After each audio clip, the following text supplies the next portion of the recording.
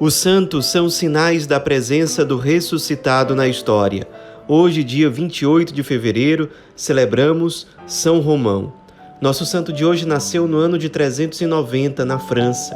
Não sabemos quase nada sobre a sua infância, sobre a sua juventude, mas sabemos que ele se tornou monge no mosteiro de Énen, na França, que foi um dos mosteiros mais antigos do Ocidente, um dos primeiros a serem construídos no Ocidente. Aliás, São Romão foi um dos primeiros monges da França. Ele passou alguns anos ali morando naquele mosteiro, sendo introduzido a uma vida espiritual mais intensa, a uma penitência também mais disciplinada. Porém, com o tempo, ele achou que as regras monásticas estavam muito brandas para ele. Ele sentia a necessidade de uma ascese ainda mais intensa, ainda mais desafiadora. Então ele saiu do mosteiro e foi morar em montes desertos, especialmente alguns que ficavam já na fronteira com a Suíça.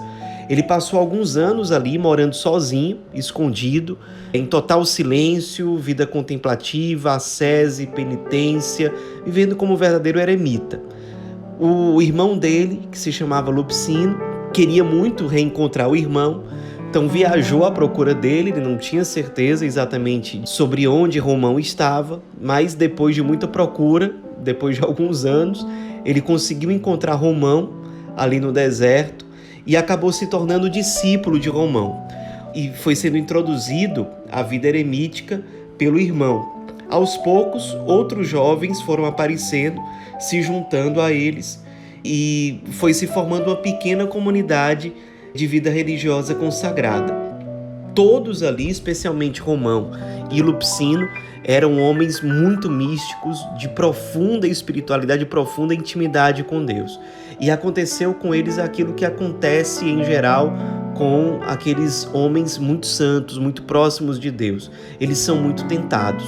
Certa vez se diz que, enquanto Romão e Lupicino estavam fazendo um retiro espiritual, apareceu uma chuva de pedras, que inclusive os feria.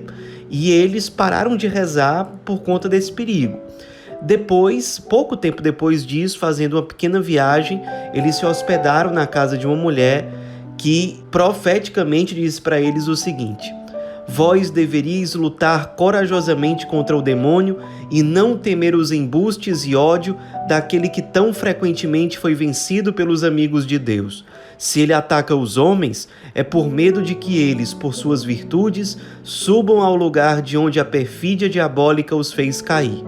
Então, os dois irmãos, Romão e Lupicino, envergonhados, perceberam a sua fraqueza, chegaram à consciência de que não deveriam ter desistido por causa daquela tentação, voltaram então para o eremitério e intensificaram as orações e por meio delas, pela graça de Deus, venceram o maligno. Depois Romão, fortalecido ainda depois de vencer essa tentação demoníaca, ele com mais vigor chegou a fundar 2 mosteiros masculinos, um na cidade de Lancôme e outro em Condá, também na França. Depois desses 2 mosteiros masculinos, ele chegou a fundar um mosteiro feminino em Baume. Ali ele colocou a sua irmã como abadesa, ela também, claro, se tornou religiosa, e ele ficou orientando a irmã a certa distância sobre como ela deveria governar aquele mosteiro.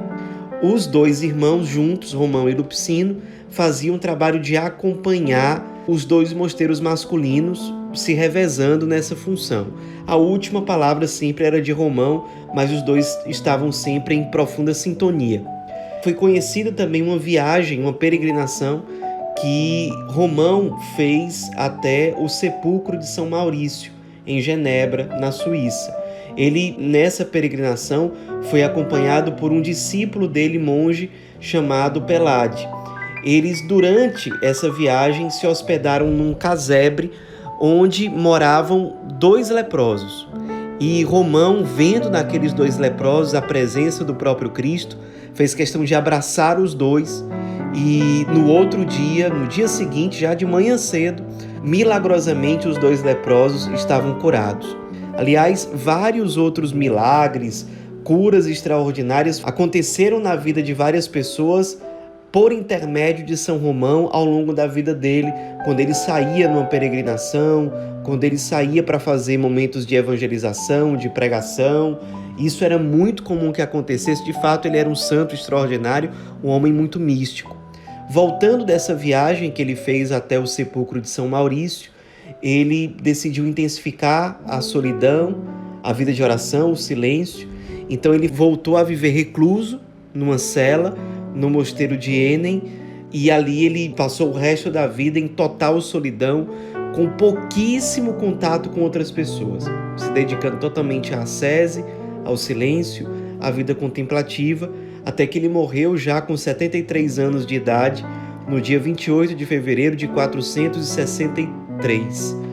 Logo, o culto, a devoção a São Romão se espalhou não só pela França, mas também pela Suíça, pela Bélgica, pela Itália e por outros lugares da Europa.